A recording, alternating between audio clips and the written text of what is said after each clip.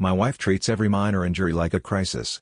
Now, our older daughter thinks every bruise is life-threatening, and our younger daughter fakes injuries for attention. My 28F wife 26F Sophia takes every scratch our daughters 7 and 5 get extremely seriously. Every bruise, every scraped knee, every cut is an emergency to her. And because they're emergencies to her, they become emergencies to the girls. Not only does this mean it's hard to tell when an injury is actually dangerous. Did she twist her ankle, or break it? Is her arm bruised, or fractured? But the kids are responding badly to any hurt they feel now. At the mere sight of blood the 7 starts wailing like she's been stabbed. Even worse, her sister has started intentionally banging her arm into things or falling on concrete if she thinks she's not getting enough attention.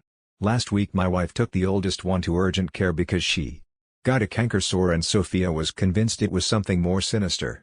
While she was gone I had the younger one, who was upset that Sophia had spent so long on her sister and had now taken her to the doctor to get special attentions. So she threw herself on the tile floor in front of me and started screaming and holding the wrist she hadn't actually twisted. I'm so tired of all of this I just let her scream. When I didn't give her the attention she wanted, her screaming in pain turning into sobbing because I wasn't cuddling her and kissing her better and promising her cookies and a late bedtime. I told her I'd be in the den with the cats when she felt like joining us. I felt like a bitch for letting her cry herself out, but she's never going to learn to walk off scooter falls or getting hit with dodgeballs at this rate, and she can't be rewarded for this kind of behavior. It's just not healthy.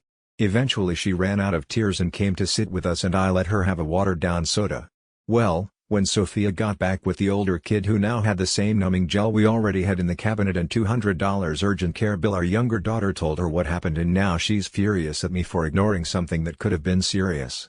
I told her she's the one making mountains out of molehills and feeding into the actual dangerous behavior. We've been fighting about it all week and the kids have only been acting up more as a result. I'm so tired of this. Maybe my appendix will bust and I can spend a few nights in the hospital away from this insanity. Rolling eyes face. Now for the comments. Commenter: does your wife have PPD when she got pregnant and gave birth? Does she have any medical trauma? Original poster: no, and no. Both of them were adopted, and to the best of my knowledge she's never had negative doctor experiences. If she had, it wouldn't make sense to keep dragging the girls in for scratched knees. She's absolutely setting them up for failure, she just refuses to see that. If someone here can convince her to see a therapist, or an ounce of reason related to this specific situation, then they're miracle workers. She's great in almost every other aspect, I love her, but the constant coddling and panicking is getting ridiculous. Commenter: does your wife have infertility problems? Original poster: no. As far as I know both of us were perfectly healthy reproductively speaking. All pregnancy is dangerous, and IVFs usually result in multiples, increasing the risks or forcing termination of it doesn't take right. And they're ridiculously expensive. A lot of places aren't exactly trustworthy when it comes to ensuring the health of sperm donors, etc. There wasn't a chance in hell I was ever carrying children, so that was out. She never fought to carry them. When we decided we wanted kids and we were in a place that it was feasible, we looking for agencies and found our girls. Commenter: what's your wife's relationship with her daughters like? Is she overprotective? Original poster: we've had long talks that always dissolve into arguments over the subject before. As I understand it, she really sees nothing wrong with what she's doing. She wants to make the girls feel like they'll be seen and taken care of, but she's going too far. She does spend time with them regularly. She has an office job and has them alone from 6 private message onwards on days when I work Thursday, Friday, Saturday, and she doesn't work on weekends at all. But yes, the younger one has definitely learned that making it look like she's hurt herself, or actually hurting herself, however minor, is a surefire way of getting Madre's attention. Not sure I helped last week. I don't want her thinking Mama doesn't care, but I just could not bring myself to reward her pretending to be hurt. That's an interesting idea. It might help the girls, although I don't see it changing Sophia's behavior much. Update: wow, my first post got more popular than I was expecting. Not a full update, but a few people were curious, so I thought I'd throw this out there with some of this week's developments and some clarifications. The full original post is here. This sub only allows 2 updates. So the next one, if I end up publishing it, probably won't be anytime soon. Too long didn't read. My 28F wife 26F has been making our daughter's injuries worse by treating all of them like an emergency. This has led to the older one 7 to genuinely believe that every injury could be fatal, and the younger one 5 to realize that if she's hurt she gets special things like cookies, candy, extended bedtimes, movies, etc. and is the main source of conflict in out marriage. Clarifications: number 1, this is not Munchausen's by proxy.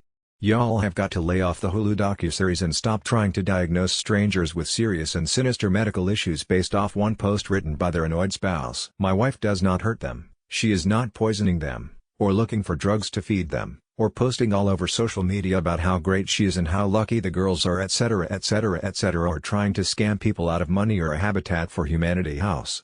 Sophia is not worrying for the attention of it. She is trying to ensure that they don't feel ignored and neglected, to the point that she takes everything that's serious, but she's gone too far and it is now backfiring. The few people who pointed out that the younger's behavior of faking injuries or actually giving herself a bruise could develop into something more serious are correct, however, which is a concern that I also have. 2. Attention. The girls get attention. They get plenty of attention from both of us. They are not being neglected to the point that they need to injure themselves as a cry for help. For one thing, my older daughter doesn't do that. She is just genuinely convinced that bruises could be internal bleeding and any bump on the head could be a concussion. Which means that I'm going to have to give her the period talk pretty soon, or she's going to think she's dying if her starts early. For another thing, the younger one tends to only do it when she thinks her sister is getting something she wants, or we said no earlier in the day. They get attention, but they get special attention when they're sick or hurt. Someone in the comments last time, don't remember the name, suggested flipping it to discourage the younger girl's behavior, by essentially taking away fun things and forcing them to rest when they're sick or hurt. A few other people suggest pain charts of some variety, or first aid classes. Those might help with the older one and Sophia herself. That was probably the most viable advice I got, however well-meaning and true a lot of other stuff was. 3. Therapy right now is not an option. You can suggest it all you want, I can and have suggested all I want, but as of right now it will not be happening anytime. Had a bad experience with a highly regarded adoption specialist therapist a few years ago that resulted in our older daughter having more issues with her adoption than she did when we started, issues that we've had to figure out how to manage on our own because the 2 therapists we tried after that only compounded and exacerbated those new issues. My daughter would have been better off if she'd never been to therapy in the first place. As a result, my wife has lost almost all of her faith in mental health professionals. Quite frankly, I lost the majority of mine as well, and while I've made mention of it to Sophia, my bigger focus is on getting her to just change this one behavior. 4. Was my wife traumatized a child by being medically neglected? To the best of my knowledge, no. She doesn't have any long-term health issues, and she was never very involved in any physical and potentially dangerous sports when we were in school. Her family hasn't suffered from very many illnesses or accidents, even during COVID. So while I've driven myself to an emergency dentist before and broken my wrist without even knowing it, the only time she's ever been in a hospital was to pick her dad up from a colonoscopy. At least before she started taking our daughters in for benign bumps, bruises, and cuts. 5. No, my wife does not have postpartum anything. The actual update, after a couple of other comments brought up how my girls behave away from us, I decided to ask. My wife works a normal 9-5, while I work 3/12s from 6 p.m. to m on Thursday, Friday, and Saturday. During the winter they have school and daycare respectively. This winter the younger one will be in kindergarten though, and during the summer they both go to daycare from about 8 a.m. to 4. Private message on my work days, and just in the mornings on other days as needed. I do drop-offs and pick-ups. When I picked them up on Monday, I decided to ask one of the caretakers how the girls had been behaving. She told me they were fine, they bickered sometimes, but there was nothing unusual going on. I asked what happens when they get hurt or feel sick during the day, how they handle it, etc. I didn't tell them about my wife. I didn't want to be telling tales out of or at school. I think she might have thought I was looking for help, which I was, technically, because she told me that as soon as a kid falls down, or takes a ball to the face or anything else, they start the whole interaction by telling them you're okay and assessing the damage calmly as they approach. Even if the kid is bleeding, they don't react. They say something like, "Wow, that looked kind of scary. I bet it surprised you. Let's see your arm, leg, whatever." She basically wrote me a script. I asked her how my girls reacted to it, and she told me that the older one was a little more sensitive than her peers. She cried easily, and they had to be extra firm with the "you're okays" with her. The younger one she saw a little less. She's in a different age bracket. She only just turned 5, so she's still technically in the pre-K group, but she'd never heard anything about her. I asked what exactly they do if a kid is bleeding or bruised. For bruises they can sit with a little ice pack for 15 minutes before they need to come back to the ground unless it's actually serious, and for cuts they get it washed and a Band-Aid. So nothing exciting as far as I could tell. The fact that we haven't been called into the school to pick up our totally terribly injured 5-year-old before tells me that she knows she won't get Madre's special treatment at the school, and since I will be the one picking her up if they think she's too sick or something, there's really no point in kicking up too much of a fuss unless she just wants to hold something cold for a few minutes. Neither of the girls have been hurt or sick this week. We stopped arguing, because I frankly do not have the energy to do so constantly. I'll look into the pain chart and first aid classes and bring up boring damage mitigation soon, once we've both had time to calm down. Edit 1. I'm going to put this here, since apparently it needs to be said. I am aware that saying it's okay or you're okay the way the daycare workers do is a good idea. This is what I have been trying to implement for a long time. Even if a child is genuinely hurt, adults need to remain calm to keep the child calm. If an adult is upset, then the already upset kid will become more upset, and if that kid isn't upset, then they will be when they see their parents freaking out. I am not looking for excitement. I genuinely have no idea how you read my post and got that impression. None.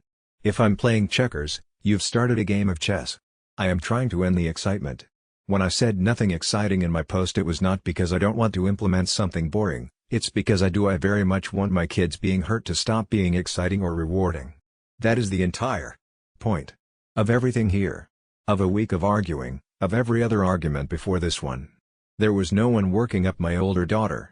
The younger one wasn't getting rewarded, if anything. Being hurt at daycare got her essentially a timeout with an ice pack, or rubbing alcohol and a pat on the back. That is a good thing. That is what I want. Now for the comments. Commenter: did you talk to your wife about your daughters on how to react if they got hurt?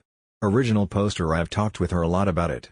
It used to start when she was already worked up because one of the girls was hurt or something, and I'd try to calm her down and help the girls calm down.